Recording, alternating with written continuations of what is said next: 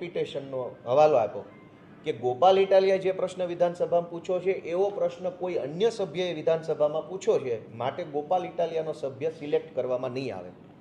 પણ આજે જ ભાજપના 2 ધારાસભ્યોના પ્રશ્ન એક સરખા, અલ્પવિરામનોય ફરક નહીં, પૂર્ણ વિરામનોય નહીં, અનેનોય નહીં, છેનો નહીં, ક્વેશ્ચન માર્કનો કોઈ ફરક નહીં. 2 ધારાસભ્યો એક સરખા પ્રશ્ન પૂછે તો બંને પ્રશ્નો વિધાનસભાના ફ્લોર ઉપર આવી શકે છે. મારો તો પ્રશ્ન એડમિટ ન થયો.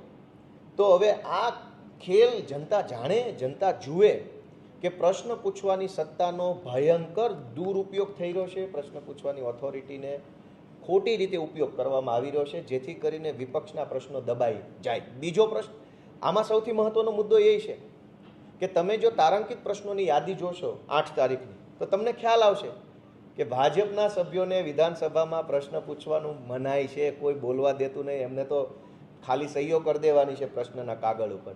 એટલી હદે દબાયેલા. કોઈ ધારાસભ્ય પોતાની મરજીથી પ્રશ્ન પૂછી શકતો નથી. શું કામ? આજના જ પહેલામાં જોશો તો ભુજના ધારાસભ્યના કોલમમાં બનાસકાંઠાના પ્રશ્નો છે, બનાસકાંઠાના ધારાસભ્યના કોલમમાં ભાવનગરના પ્રશ્નો છે. એનો અર્થ એ થયો કે આ પ્રશ્ન ધારાસભ્ય નથી પૂછ્યો, પાર્ટી ઓફિસથી બધું લખીને સહીઓ લઈ લીધેલી છે. તો ભાજપના ધારાસભ્યોને આવી રીતે દબાવવામાં આવે છે, એને બોલવા દેવામાં નથી આવતા. તો હું તો વિનંતી કરું છું કે થોડુંક એને બોલવા દો. ધારાસભ્ય છે, થોડાક એને છૂટ આપો પ્રશ્ન પૂછવાની, ભલે પૂછે. એ છે આજના તારાંકિત પ્રશ્નોની યાદી તો બધા મીડિયા મિત્રોને મળી છે, એમાં હશે જ. મેં પ્રશ્ન નંબર બોલી ગયો 7 અને લગભગ 12 જ છે, મારી ભૂલ ન થતી. 7 અને 12 નંબરનો પ્રશ્ન એક સરખો છે. ગોપાલ ઇટાલિયાનો પ્રશ્ન કોઈ અન્ય સભ્યએ પૂછ્યો, મને નથી ખબર કોણે પૂછ્યો, પણ મારો રિજેક્ટ થઈ ગયો એવું લખાઈને આવ્યું કે રૂલ ઓફ રિપીટેશન, એટલે કે આનું પુનરાવર્તન થઈ રહ્યું છે, એટલે ગોપાલનો રિજેક્ટ. તો ભાજપના 2 સભ્યોનો એક સરખો પ્રશ્ન સિલેક્ટ કેવી રીતે થઈ ગયો? તો આનો અર્થ એવો નીકળ્યો કે ભાજપના ધારાસભ્યોને અવાજ દબાવવામાં આવે છે અને અમારોય દબાવવામાં આવે છે.